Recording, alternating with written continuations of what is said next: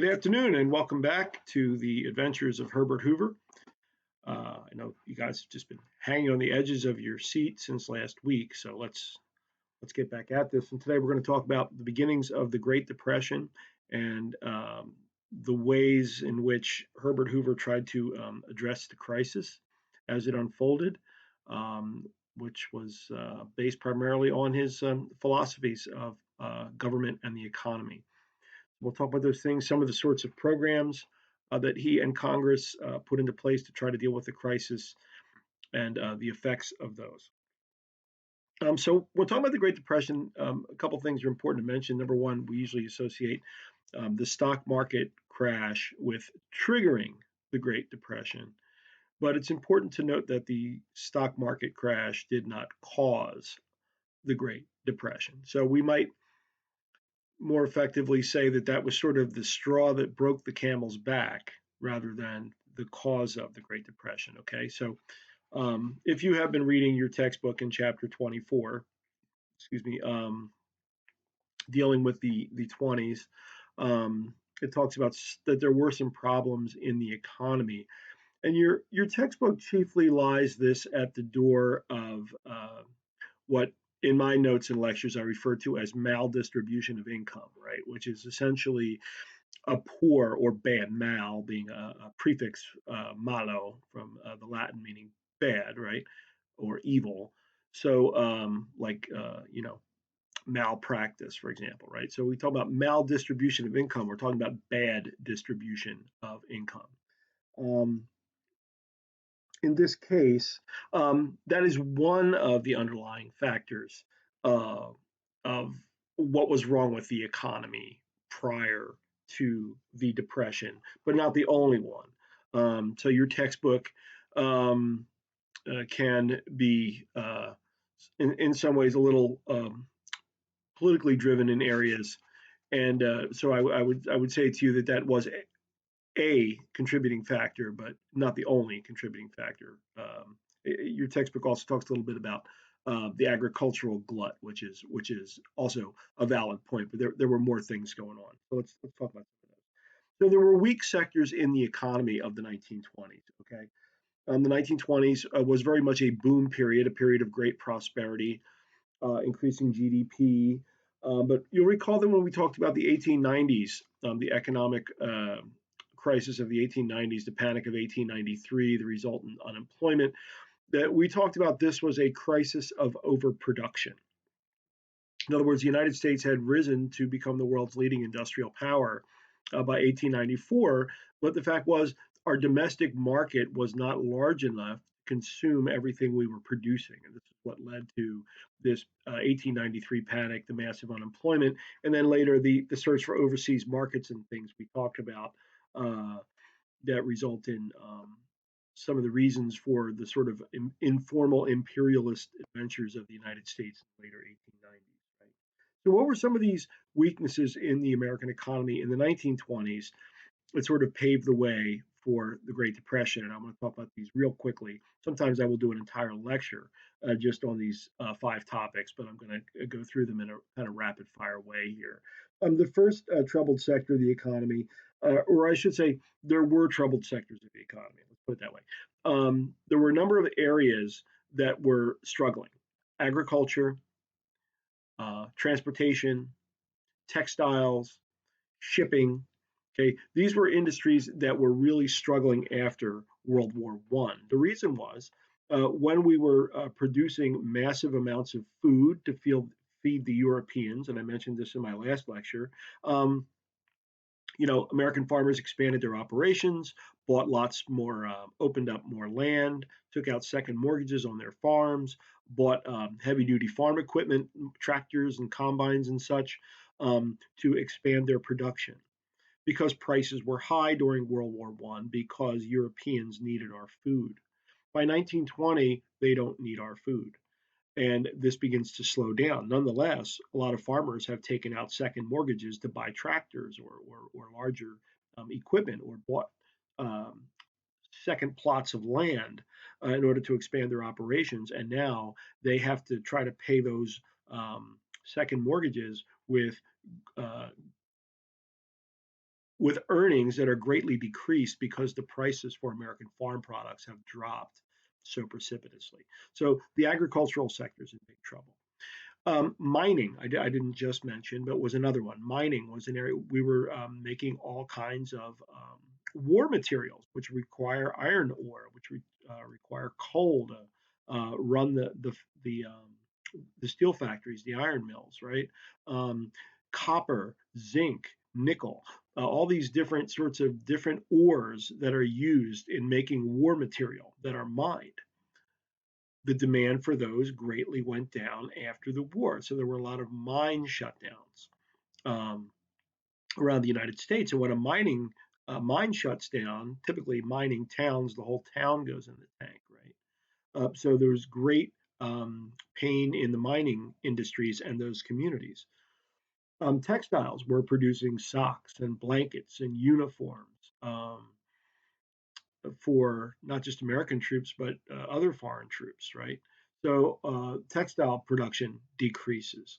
Um, the railroads were running, um, had to create more cars, more locomotives, were running more and more trains throughout the day to get all of these goods from all these different parts of the United States to the East Coast so that the goods could be loaded on ships and sent to Europe for the Allied armies and the American army. Some going to the West Coast to go to Russia across the Trans-Siberian Railroad once it reached Vladivostok.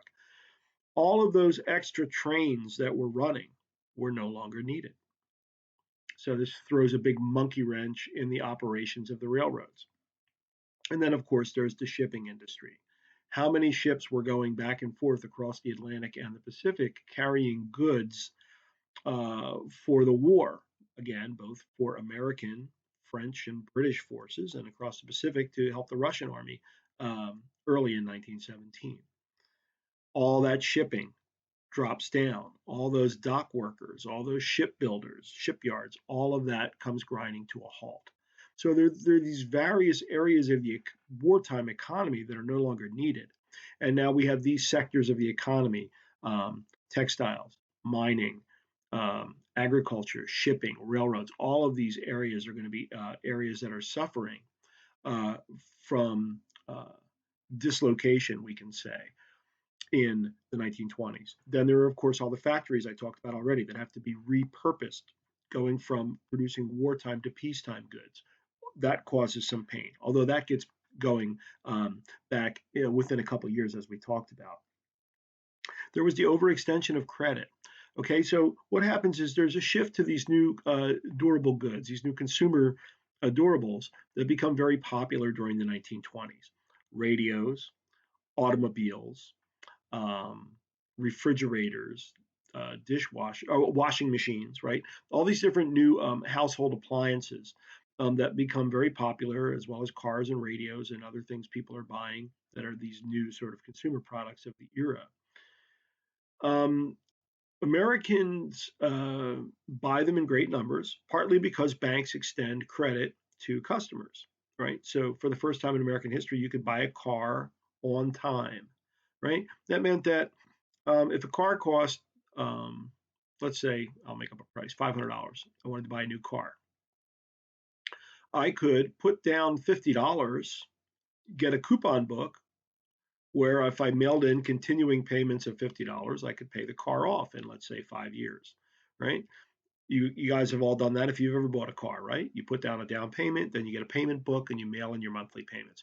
This all started in the 1920s to help accelerate the sales of these new consumer goods like cars, washing machines. So Americans begin buying on time, quote unquote, for the first time. This required, now, so how do companies do that? In other words, how does Toyota or Ford make it possible for you to buy a $24,000 car and you've only got $2,000 or $4,000? How does that actually happen?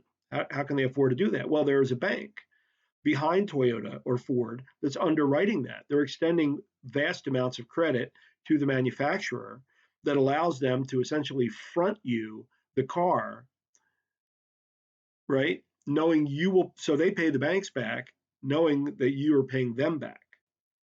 Okay.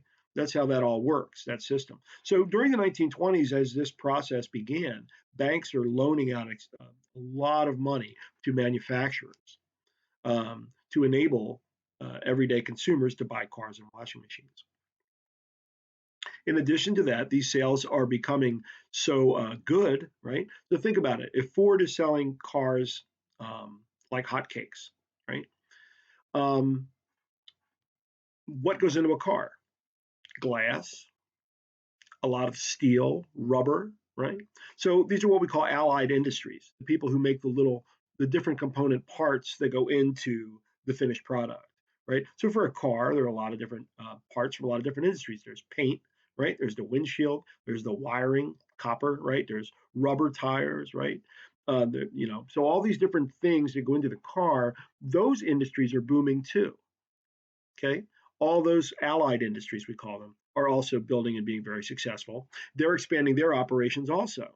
So banks are loaning money to Ford to build new car factories, right? But they're also loaning money to US Steel and to Firestone and to DuPont and to Pittsburgh Glass and all these different companies that are expanding their operations as well.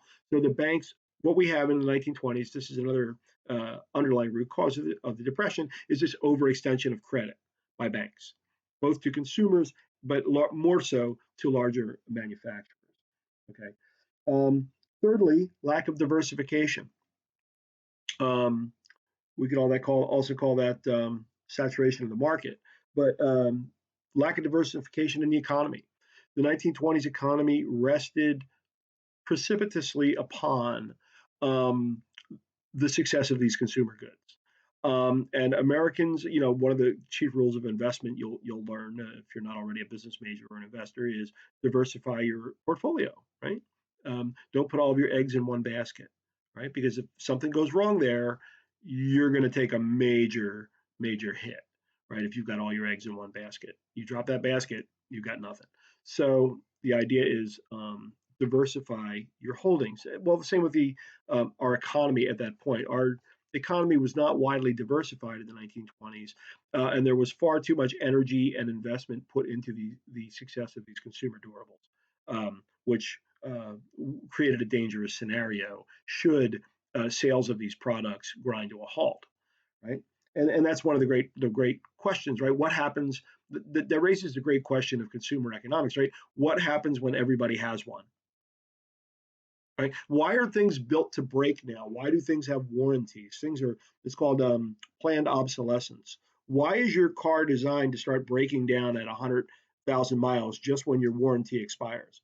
Because the big company will have a customer for life with you going back for parts and future service, right? You got to keep taking it back to them to get stuff fixed, right? Things weren't built that way in the old days. Things were built to last, right? Your car didn't break down. I've still got tools of my grandfather's, okay, out in my garage.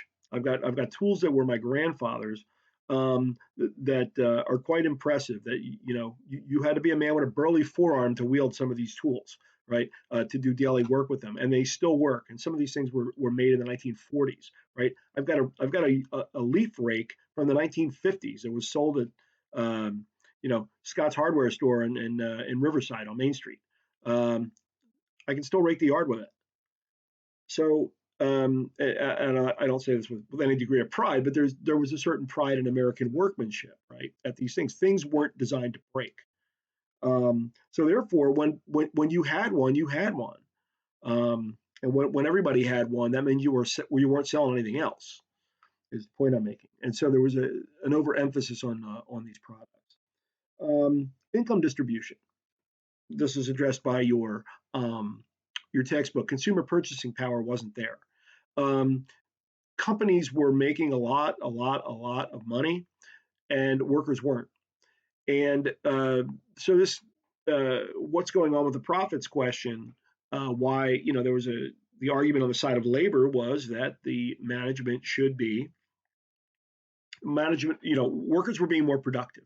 Worker productivity was up by large percentages in the 1920s. Americans were very productive and efficient. We were producing a lot of products.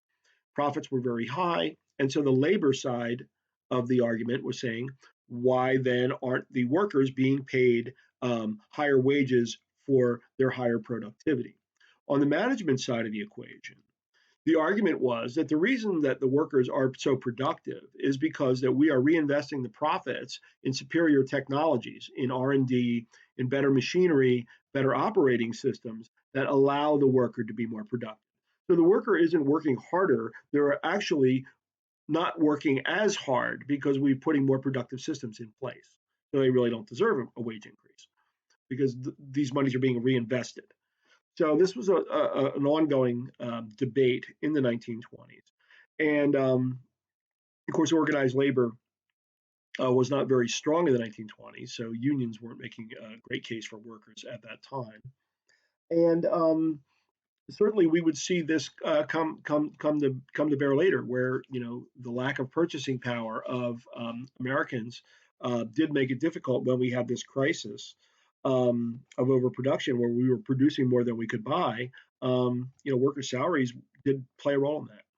Okay, and then lastly was international finance. So some of you commented on in the documents forum about the money that we were sending to Germany during the presidency of Calvin Coolidge, and that this was one of the big controversial things, right? Why are we loaning money to Germany rather than paying out money to American workers, right? And this was part of the Dawes plan for rebuilding the European economy in the 1920s. So what happened was, of course, during the World War, the United States loaned about $11 billion to France and Britain principally. And of course, we loaned money to other nations as well, but France and England were the big recipients of our largesse. So they were loaned about $11 billion by American banks. And of course, the Versailles Treaty required Germany to pay substantial reparations to France and Germany for the damage and the cost they incurred fighting the war. So if Germany couldn't pay France and Britain could then turn to the United States and say, well, we can't pay you because they won't pay us. Also, France and Britain were historically, and I'm going back now to not just the revolutionary period, but the period of the early republic, right after the American Revolution, right? Who have always been America's two largest trading partners, France and Britain. So those relationships had to be preserved. Moreover, Germany had the largest socialist party in Europe, and I talked about this in a prior lecture. There was great fear of Germany becoming no, I didn't mention it in the lecture. I think I put it in a comment in the forum to someone. There was a great fear of Germany turning communist, as Russia had done, right? Everyone thought that when the revolution took place, the Marxist revolution, it would take place in Germany because it was Europe's most advanced industrial society. However, it unexpectedly happened in Russia, okay, which was a peasant society. Which had to be rapidly industrialized to catch up, and because they had actually skipped a whole level of Marxist theory to initiate the revolution in Russia. I'm not going to get into all that Marxist theory garbage, but and I call it that, yes. So the whole point is, right? No one wanted to see Germany, which had the biggest manufacturing economy in Europe, go communist. So it was important for the United States to pump money into Germany to get them producing the kind of products that they could produce, get their sales back up again so that they could generate profits and repay their war debts. So France and Britain could repay their war debts. Okay. And this would get the whole normal cycle of the Western economy operating properly again. Because communism doesn't take root in places where there is prosperity. Communism only takes place where there is economic dislocation, where there is poverty, where there was ruin. Okay, and post-war societies are rife for this. Okay, and we wanted to make sure that that didn't happen in Germany. Of course, other bad things wound up happening in Germany. Right? Okay, so those were your weak sectors of the economy. The Dawes Plan, by the way, that funding that went to Germany during the 1920s and that maintaining of the European economic system, much of that was predicated on the health of the U.S. stock market. So it did raise the great question of What would happen if something went wrong in the US stock market? Right. Okay. So those were things that were affecting the economy. You had the saturation of the durable goods market, um, and there were some real questions of financial institutions' instability because of the overextension of credit in the 1920s. Banks have to have a certain amount of customers' investments and deposits on reserve. But so banks have ratios for reserves, right? You should only loan out money. Back in the days of the early republic, it was considered safe to for banks to loan out at a 5-to-1 ratio. So let's say a bank had $20 in deposits. The bank could loan out up to $100 based on that 20. You're like, wait a minute, they don't even have $100? No, that's how banks traditionally operate. They loan out money at a much higher ratio than the reserves in their banks actually dictate. No bank that has loaned out $300,000, let's say, has a $300,000 reserve. Now today they do, but back in those days, a bank loaning out $300,000 might have $75,000 in deposits, and they're banking, quote unquote, pun intended, on the fact that everybody's not going to call the loans in at the same time, right? Everybody's not going to, in other words, everybody's not going to come to the bank. I misspoke there. Everybody's not going to come to the bank looking for their money at the same time, so that they were safe in loaning out that money, not expecting that everybody's going to come take their $75,000 out of the bank, and they'll be left holding the bag. Well, during the 1920s, because of this overextension of credit, banks were loaning out money at a much riskier ratio than was traditionally done, because they thought things were going so well in the economy there was nothing to worry about. Banks generally were conservative, and they generally invest in sort of low risk stocks. And you know, banks are typically operate on a pretty conservative basis. Bankers are typically considered pretty conservative. But in the 1920s, they got a little crazy, as they did in the 18 teens before the first great panic of 1819. So what happened was, when the stock market dipped in 1929, panic ensued, and when this crash happens, um, people wanted their money back. People wanted to get their money out of the banks immediately. So people are rushing to the banks, um, and the banks are having to hand it out, because if I'm just coming up to the bank saying, "I want to close my account right now, give me my money," next thing you know, when everyone hears everyone else is doing this, the lines in the banks are going out around the streets. And at some point, banks just don't have money anymore, and they just close the doors. And when they do that, if you didn't get in the door, you're broke. The bank has just failed with all of your money. And this was what was happening to people during the Great Depression. So essentially, the banks collapse. Because the stock market crashes, the American banks collapse. Now the international financial system collapses. The because it's all tied to the success of the American economy. And so the economy of Europe fails. And when the economy of Europe fails, its colonies fail. Remember, because there are still colonies. So this Great Depression, now as it's beginning, reverberates out into Southeast Asia, into Hong Kong, into Africa, into South America. It has international reverberations. Okay, and immediately the Germans can't make their payments on their reparations, and Britain and France are able to make their first debt payment to the United States, but after that, they can't meet their payments. Okay, so Herbert Hoover, who's president at the time, declares a debt moratorium. He says, okay, we're not going to collect any debts further from the European powers until they're able to get their houses back in order. He wants to try to relieve some of the strain on them. Now, this, of course, upsets a lot of the American public, who are saying, we're struggling here. They owe us money. Why aren't you calling those loans in? Why aren't you getting the money out of them? We gave it to them when they needed it. Why aren't we demanding it back when we need it? But I guess it's the sort of saying, you can't get blood from a turnip, right? And I think the the thought here was that the Europeans had to be left to get their own houses in order before they could begin repaying us. And so Hoover, I think, in some ways was trying to be a good neighbor, but the American people weren't very interested in that, as the banks are collapsing. And now industry begins to shut down production because the purchasing power is not there. People don't have money. Companies can't continue to produce goods because no one can buy them. So now we start to see shutdowns of production. Um, Companies are trying to sell off their surpluses until the economy can be restored. Um, but next thing you know, there are going to be massive layoffs and unemployment because the companies are not willing to pay people to not produce things. Okay, so it just leads to a complete downward spiral. Of course, by the time of the 1932 election, when Hoover will run for re-election against Franklin Roosevelt, the Depression is very well settled. Americans, um, are deeply entrenched in this situation at that point. Um,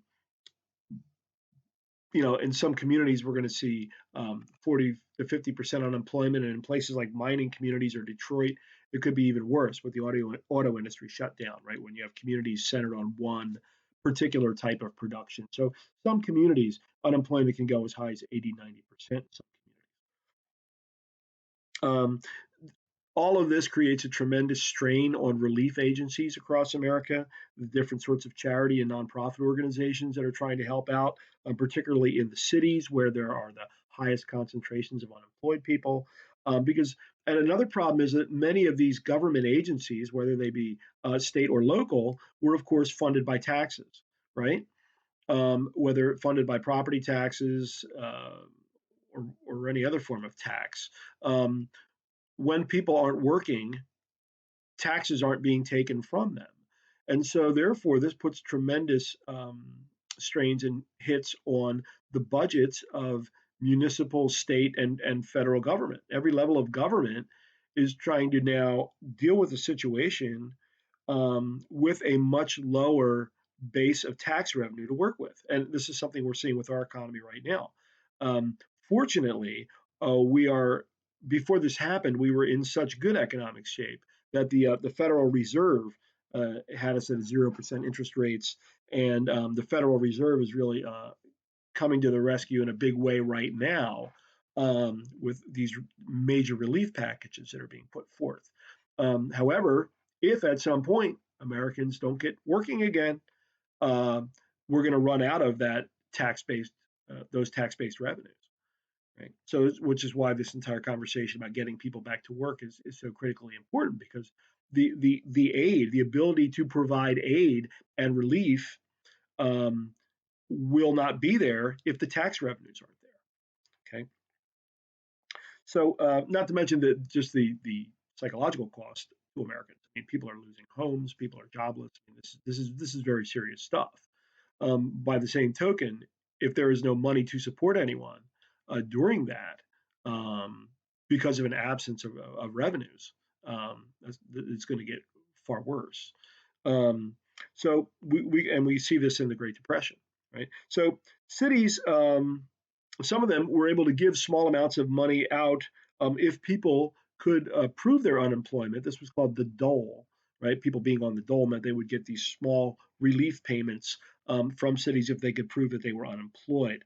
Um, but eventually, these monies run out, and again, there's there's such great strain in the economy that these the well dries up, so to speak, right? So, what will the president do about this? What will Herbert Hoover as president do about this? So, if you have the outline on the Great Depression and the New Deal from our resources section, I'm moving into Roman numeral 2 now. What to do, right? So let's talk about Herbert Hoover's approach. Um, Hoover didn't think that the federal government should support the unemployed directly. He always felt that this was the job of sort of local communities to support the unemployed or any sort of local crisis. This was part of his philosophy of cooperative individualism. And I described this, I believe, in my previous lecture on the 1920s presidents when I talked about Hoover, that he had, and these things are described, particularly in his 1922 book, American Individualism. But the two chief pillars of sort of Hoover's thinking about government and the economy were voluntary associationalism, wherein he encouraged this is a private sector sort of thing where he looked to see companies form voluntary associations like trade associations, where they could work together to solve problems in their industrial sectors. And then there was cooperative individualism, which sort of dealt with issues at state and municipal government levels when there were problems, such as, um, let's say, a mine shut down in a particular community, in a particular county. Individuals in that locality would cooperate to solve the local problem, right? So these questions of the federal government supporting these kinds of either major economic questions at an industrial level, such as bailouts, as we might call them today, or the idea of the government getting directly involved in particular communities or localities to offer direct aid, were not part of Hoover's thinking, nor were they part of Calvin Coolidge's. Um, Hoover believed in volunteerism, and he also believed in local control. And he saw this philosophically as a constitutional issue. So it wasn't, although he has been labeled as an uncaring person, and he had a hard time presenting an affectation that he was a caring person. Um, Hoover had these just very deep philosophical beliefs, ideological beliefs that he just did not move from, and it proved his downfall. His unwillingness to change, and when he does, it's too late. Proves his downfall. He didn't have a great pulse for people. Important to note, Hoover was not a politician, and I mentioned this in the last lecture. He never ran for anything except president. Any other position he had ever held, he had been appointed to. He did not have the skills of a politician. He did not have the savvy or sense of a politician. When we talk about someone being a political animal, Hoover did not have those sensibilities or instincts. I think instincts is a better word. And he was therefore very detached, uncomfortable, and unskilled politically. And he thought that just his thinking, his ideas, which had gotten him by and gotten him to every level he had reached, would be sufficient for the moment. And it proved not to be. So he doesn't want a vast federal bureaucracy supporting the individual. He believes that federal regulators running things was just really un-American, uh, uh, un-American, and therefore he decides to sort of stand to the side. Um, at first, he tries this voluntary, cooperative sort of approach to dealing with the problems of the Great Depression, but he will now, of course, he's inaugurated in 1929, and then this hits on his watch that fall. So, for a period of about a year and a half, he's going to try this voluntary cooperative approach. But by 1931, he's going to try more direct actions. But the fact is, it's too late. The economy is too far gone at the point which he tries to do sort of federal level interventionism. It's too late for that. Okay, so let's talk about a couple of areas here: agriculture and industry, and then we're going to talk about his sort of public uh, facing approach to this problem or these problems. Okay, so with agriculture, let's talk about what's happening there. As I mentioned, about 40% of American farmers had lost their lands during the 1920s as a result of this was the most obviously hurting sector of the American economy in the 1920s. Um, in the years once the Depression hits, right? So I mentioned that 2/5 of American farmers had lost their land after World War One, in the years after World War One.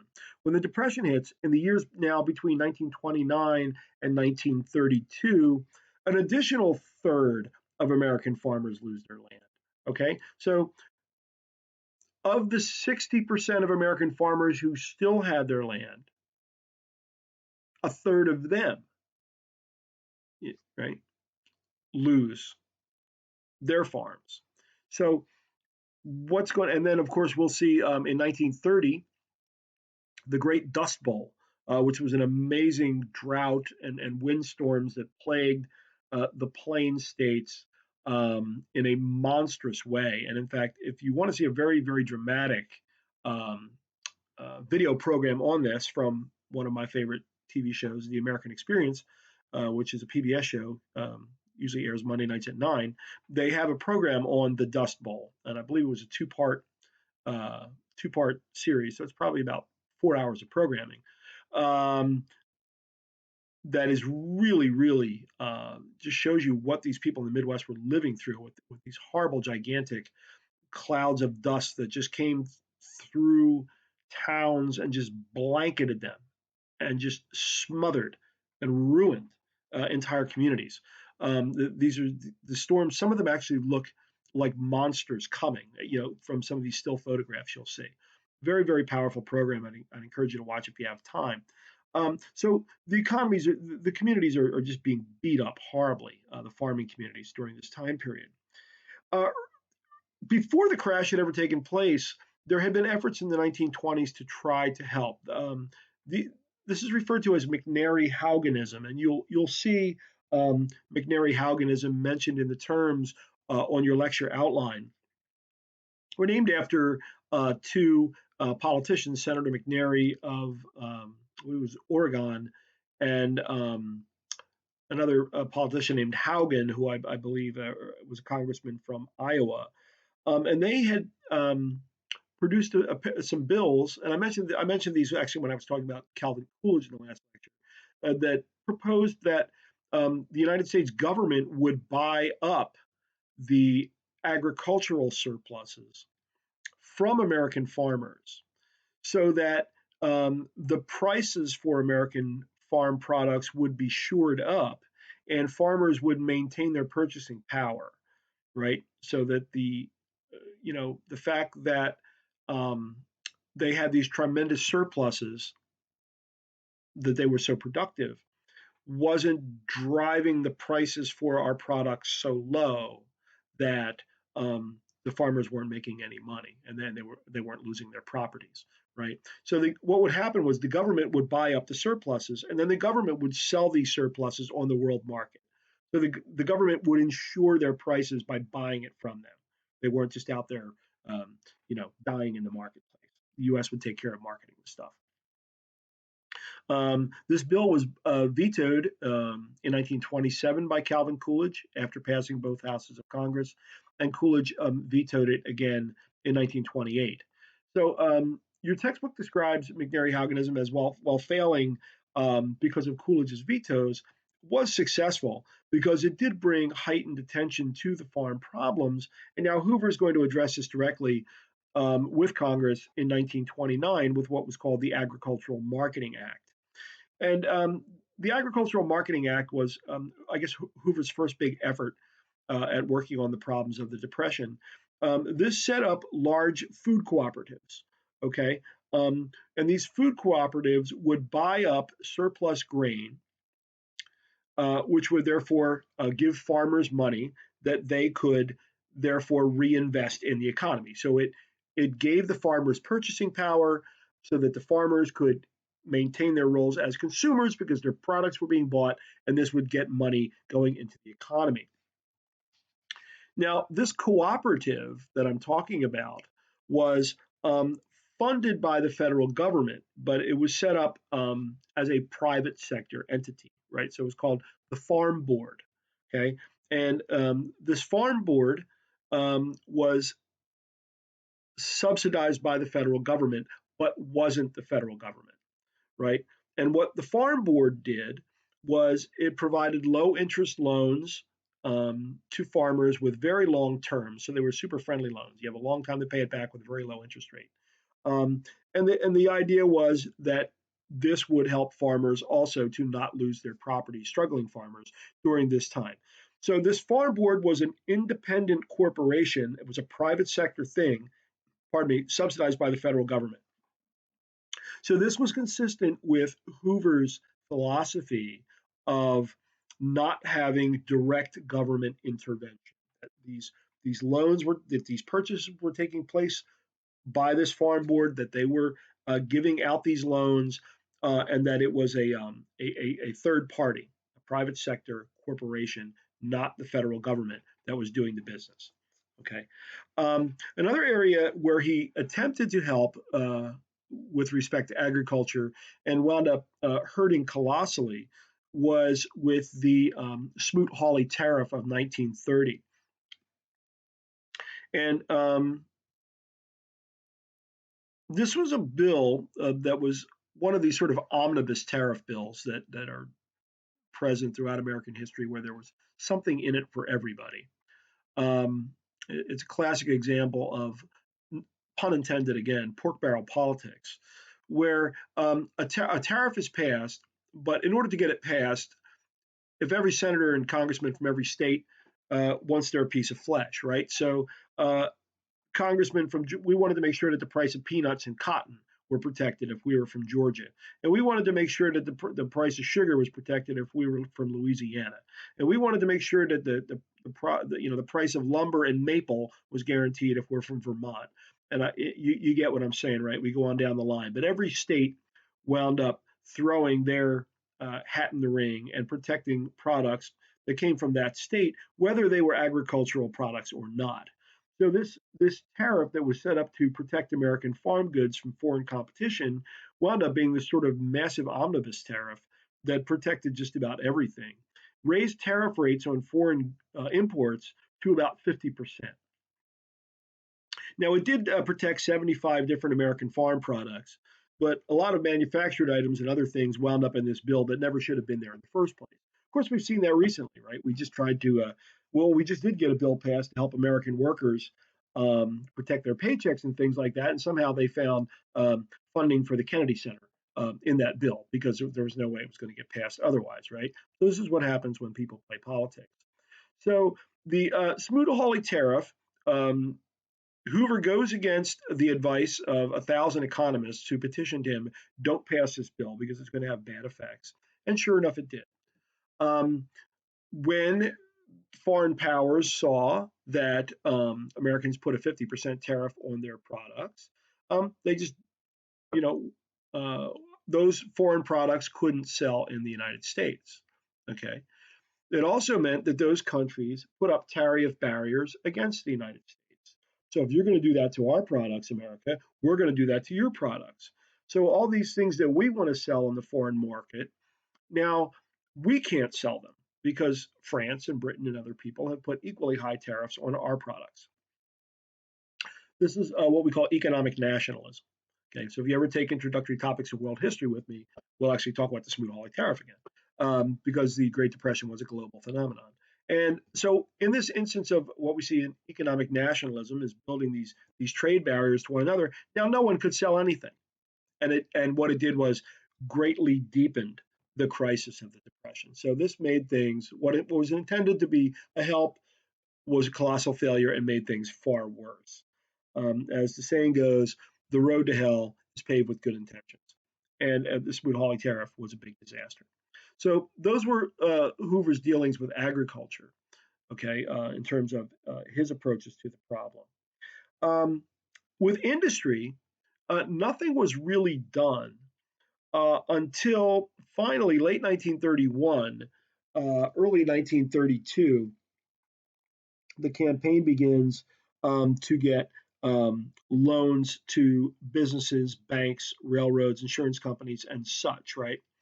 Some of this was a result of the fact that the 1930 midterm elections brought Democratic majority into the House of Representatives for the first time since 1916, and a larger Democratic constituency in the Senate.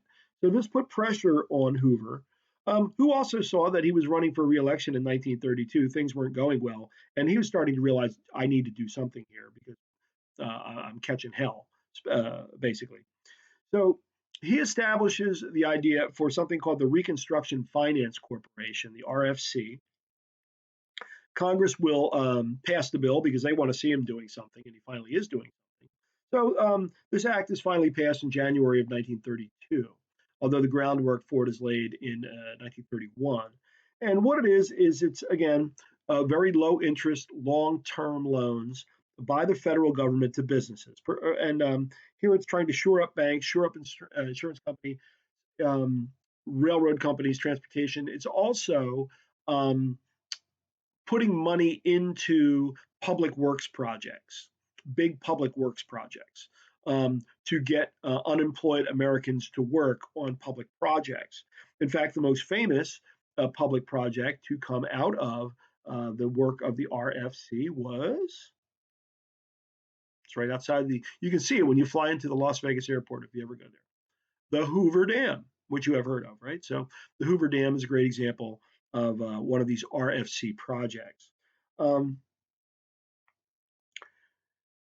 So, for the first time, Herbert Hoover engages in big government money. This is a big government intervention in the economy, um, and to the tune of $1.5 billion, which was a considerable amount of money in 1932.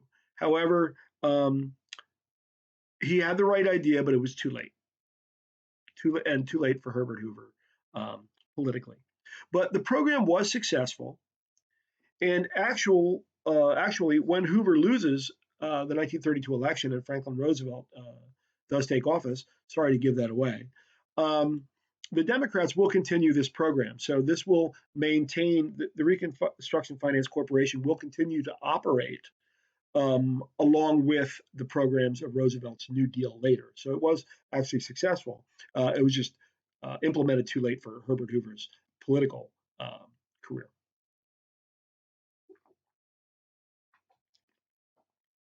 All right, so let's talk about Hoover and his public position. Okay, he didn't want to be negative about the economy. He couldn't. There was nothing to be gained by that, and he thought that negativity coming from his office and position would then become a self-fulfilling prophecy. Right? He didn't want to induce mass panic. Uh, markets are very tricky things, and markets rely on confidence and optimism. Okay, so for example, if you ever watch stock markets or look at prices of oil and things like that, right? If there's ever a rumor of a war or some kind of conflict in the Middle East, right, you'll see the stock market will tank because people, oh, what's that going to do to oil futures? And the markets are very sensitive they're not rational, and they are very much driven by people's psyches and feelings, right? So optimism is very important. For example, a couple weeks ago, um, perhaps it was early last week or the week before, there was a day when Governor Cuomo of New York gave a press conference in which he announced that for the second day in a row, the number of deaths and new hospitalizations in New York had been the same, that it was leveling off, right? The U.S. stock market had its highest one-day gain in history based on that news.